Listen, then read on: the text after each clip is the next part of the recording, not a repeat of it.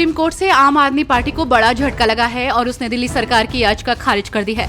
आपको बता दें कि सुप्रीम कोर्ट ने आपके नेतृत्व वाली दिल्ली सरकार की उस याचिका पर अपना फैसला सुनाया है, जिसमें उपराज्यपाल वीके सक्सेना की ओर से राज्य कैबिनेट की सलाह के बिना दिल्ली नगर निगम में 10 एल्डरमैन की नियुक्ति की गई है। वक्फ बोर्ड कानून में किए जा रहे संशोधनों की खबरों पर प्रतिक्रिया देते हुए मुस्लिम मौलवियों ने केंद्र सरकार पर निशाना साधते हुए इस कदम को समाज को विभाजित करने का प्रयास बताया। इससे पहले AIMIM प्रमुख असदुद्दीन ओवैसी ने भी अनुमानित बदलावों को लेकर केंद्र सरकार पर निशाना साधा था। कांग्रेस ने कर्नाटक के सीएम सिद्धारमैया का पुरजोर समर्थन करते हुए कहा कि वो लोगों को सच्चाई बताएगी और राज्य सरकार को अस्थिर करने के प्रयासों के खिलाफ एकजुट होकर लड़ेगी। आपको बता दें कि सिद्धारमैया मैसूरू शहरी विकास प्राधिकरण और राज्य संचालित वाल्मीकि निगम घोटालों में विपक्ष के निशाने पर हैं।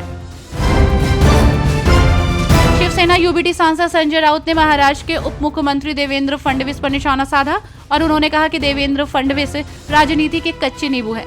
इसके अलावा उन्होंने महाराष्ट्र नवनिर्माण सेना के प्रमुख राज ठाकरे के मणिपुर वाले बयान पर भी हमला बोला। संजय राउत ने कहा कि उन्होंने राजनीति में नई शुरुआत की है। वे हर साल नए सिरे से राजनीति शुरू करते हैं और उनकी राजनीति मैच फिक्सिंग पर होती थी। महाराष्ट्र कांग्रेस के अध्यक्ष नाना पटोले ने राज्य की महायुति सरकार पर जमकर हमला बोला और उन्होंने दावा करते हुए कहा कि इस बार विधानसभा चुनाव में कांग्रेस का मकसद सत्ता पर बैठी पार्टी को हटाना है। तो वहीं उन्होंने MVA में सीट शेयरिंग के मुद्दे पर भी अपनी बात रखी है।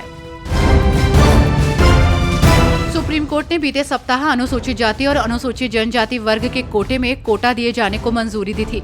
कोर्ट ने कहा था कि SC/ST कैटेगरी के भीतर नई सब कैटेगरी बना सकते हैं और इसके तहत अति पिछड़े तबके को अलग से रिजर्वेशन दे सकते हैं।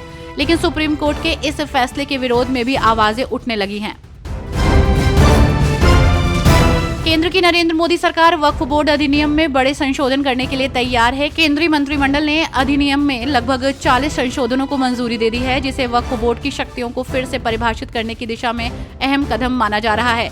माना जा रहा है कि केंद्र सरकार वक्फ बोर्ड की किसी भी संपत्ति को वक्फ संपत्ति बनाने की शक्तियों पर अंकुश लगाना चाहती है। केंद्रीय मंत्री अनुप्रिया पटेल ने बड़ा बयान देते हुए कहा कि हमारी पार्टी चाहती है कि निजी क्षेत्र में आउटसोर्सिंग के माध्यम से चतुर्थ श्रेणी की नौकरियों में सभी नियुक्तियों में आरक्षण का पालन किया जाना चाहिए।